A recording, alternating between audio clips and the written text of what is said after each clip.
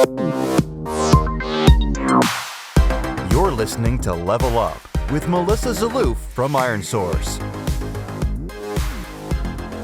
So welcome back, everyone. You're listening to Level Up, the podcast for people who love making, growing, and of course, playing mobile games. This is the second episode of our mini-series on creatives, and today I'm joined by Elad Gabison, who's creative lead at Playworks Studios. Elad, thanks for being on the show today. So by the end of this episode, if you stick through, which I think you probably will, you'll know how Elad and the Playworks team come up with concepts for winning ad creatives and what they do to ensure quality execution. But before we dive into the details, Elad, maybe tell us a little bit about yourself and your role, creative lead. It sounds lovely. What does it actually mean? Wow, you're starting with the heavy question. I will choose to open with a story to make this podcast less official.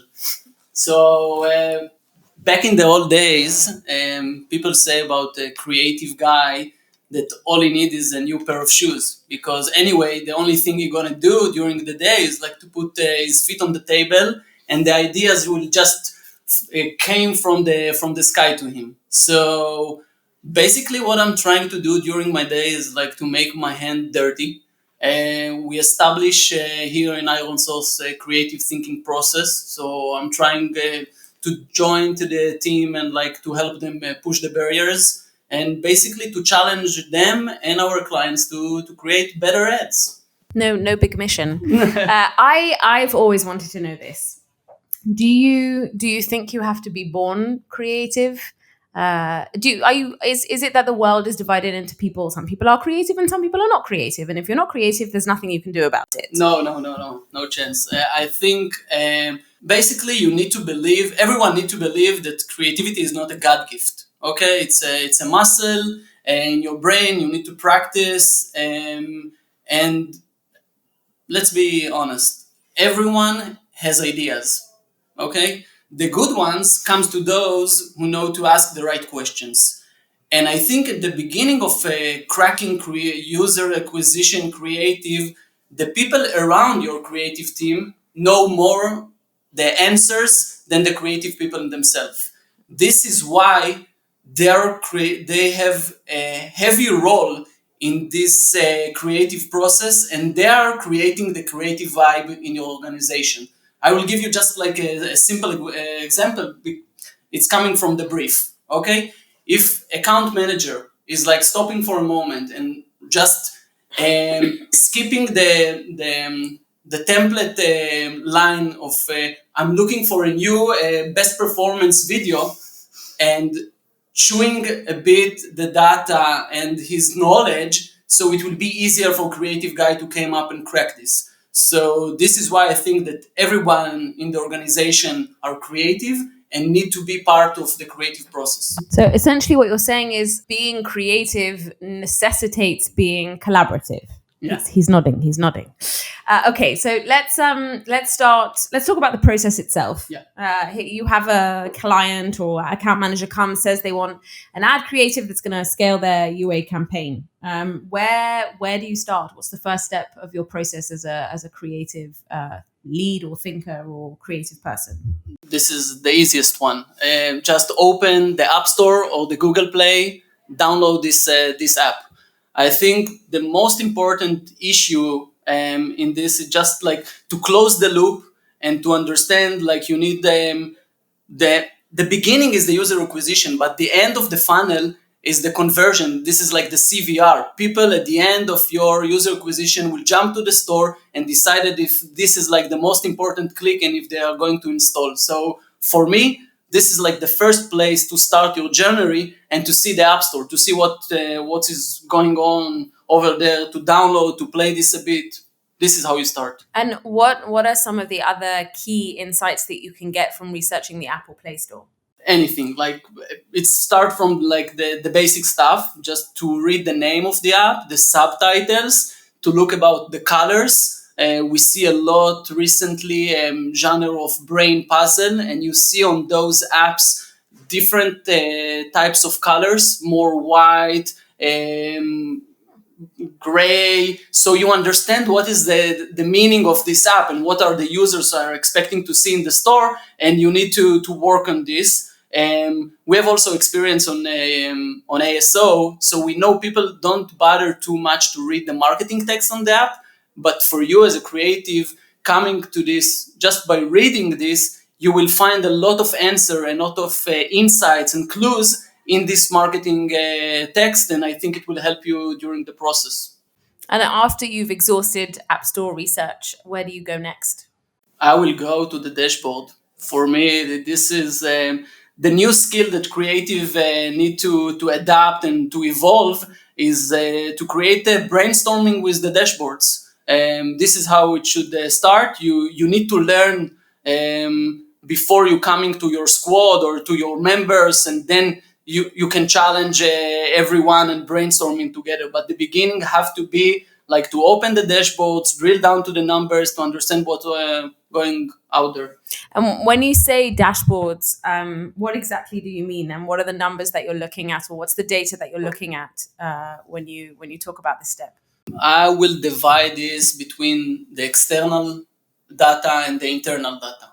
And I think if you are coming to crack another campaign, so first of all, you need to see what are the previous campaign running and what are the performance over there. You will probably know what is the benchmark for you. What are you trying to to achieve?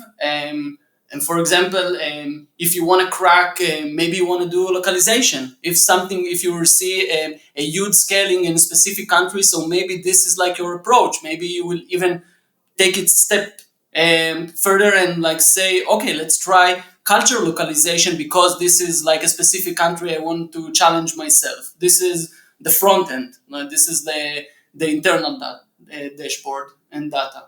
And on the external one, you have a lot out there. I think you can go to App Annie, to Sensor Tower, a lot of dashboards over there, and just to see what's going on the ecosystem, what kind of creative are running, to get some inspiration from similar apps just by watching the creative. And another one is the social media. It's always surprised me if you will go to Instagram and write hashtag and the name of the app, you will see thousands of ideas just like they will bring it to you. And the most exciting is like the fan art. People already download your app, install, enjoy. They are creative people and create some of memes and ideas. This is just take this and test this on your user acquisition because those are exactly your audience, basically. And let's say you've researched the App Store, you've gone through internal data, external data, you've checked the hashtag, and you're still stuck. What are some other tips you have for sparking inspiration or ideas? Drink coffee and then come back to the desk. For me, my motto is to be a sponge. Okay, you need to get inspired from everything around you in your real life and bring your real life to your job, day-to-day job. And if what's bring you inspiration is to watch Netflix, so enjoy Netflix and chill. But pay attention if you're watching Netflix and there is like now a new trend. Let's take an old example. But if you're like seeing now the Tiger King is rising, okay, and you watch this on Netflix, and by mistake there is a custom of tiger in one of your apps. So tomorrow morning, the best practice to do is like to go back to the office, take this character of the tiger, put the title, refer to Tiger King with the emoji of the tiger, and test this. This is how you sponge, and this is how you get inspired from everything around you. I think it's coming back to the marketability. We are talking a lot about marketability tests and how ideas from Instagram, Facebook, YouTube, and even Pinterest are melting into the ecosystem of the gaming. If you will see the trend on YouTube, so it will really fast will come up to the gaming, and people will try this kind of user acquisition. So this is for me how you're going to be a sponge. The second one is the assets.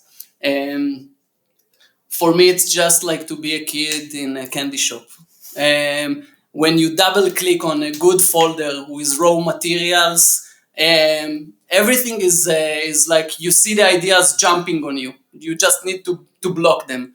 And sometimes we are struggling and with clients about sharing their assets and stuff. So, but I think this is one of the key element to success, because creative, when they see their raw assets and ideas come from those. And I just want to mention two of the big ones, three of them. Like we are working, it's Activision, Rovio, and King. Those guys, when you're like, they open the portal for you as a creative, and you can see everything. And when you see the raw assets, you just need to connect the dots. And this is the time to see also more meta game and ideas in the app, and try to create from this a new user acquisition campaign. This is the magic. In the last, let's say, I guess 3 years, interactive creatives have become a lot more common and popular. And in that example, or in that case, you have a funnel. The ad itself has a funnel. The ad isn't just part of one. It has a funnel in and of itself. What are the critical points in the funnel of an ad creative? What are the places you have to pay attention to?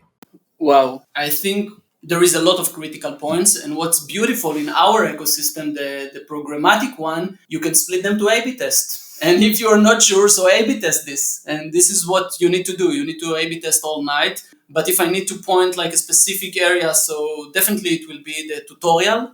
I think we saw a good correlation between people starting to play or to communicate with your ad to the end results, to the IPM. So we have a new slogan on the studio. It's called "Overlay is the new black." We find out that if you are focusing the users for one specific action you want to take from him on the playable, so probably your engagement rate will be higher. So you need to work really hard on the tutorial.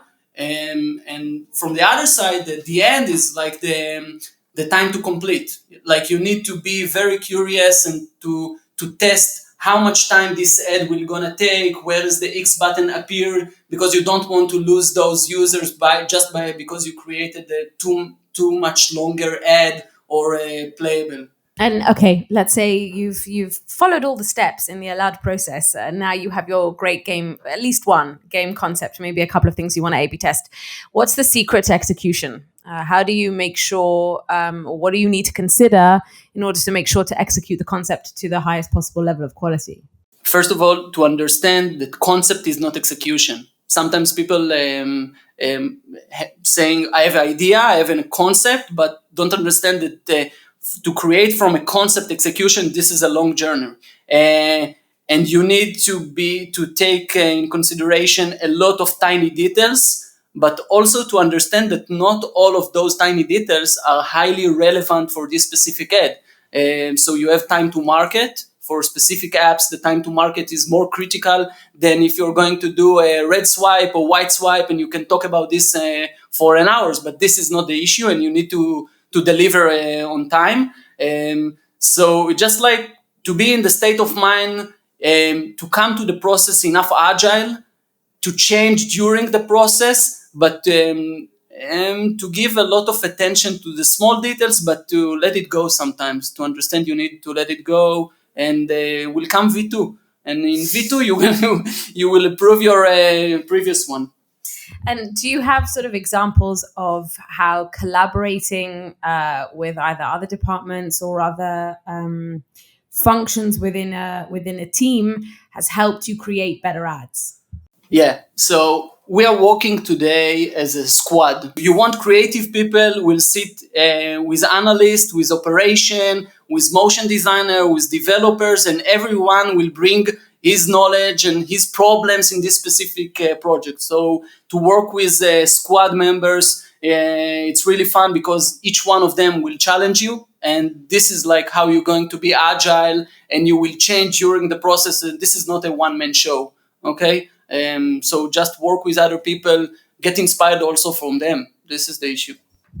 We've moving to a maybe more industry-wide question. We've seen a trend of fake, deceptive, provocative gameplay ads in the last, I guess, year or so, especially as the CPI wars in the kind of gaming UA world heat up.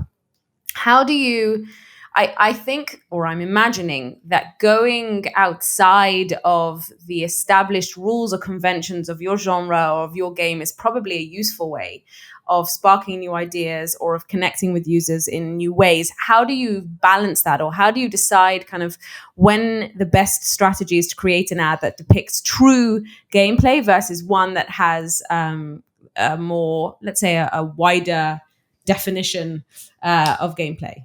First of all, I don't call it fake ad. I call it non-pure gameplay.